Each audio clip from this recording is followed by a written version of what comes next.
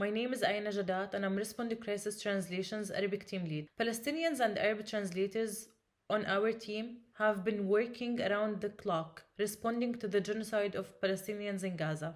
We have been responding to instances where mistranslation and distortions of common Arabic words are weaponized to harm the Palestinian people and to harm the Palestinian movements for freedom and liberation. One example that we have observed that words like shaheed, intifada, and jihad are commonly used among Arabic speakers to mean murder, struggle, and uprising have been distorted to associate them with meanings unrelated to their true intentions, linking them to a terrorist intent.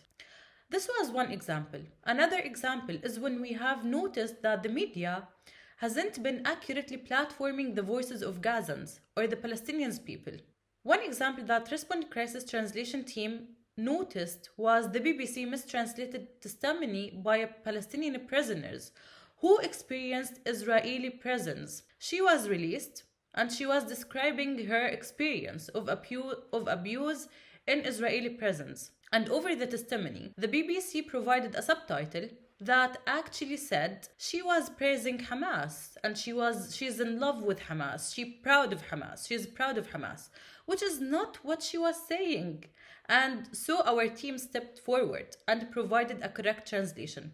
As a result of our team's advocacy, the BBC published a revised correct translation and issued a correction, which is important because errors like these are harmful when language is distorted or weaponized to harm marginalized and vulnerable people. Our Arabic team is doing all of this while still continuing to interpret medical, psychological, and resettlement resources for survivors of the earthquakes and the flood in Syria, Morocco, Libya, and Turkey.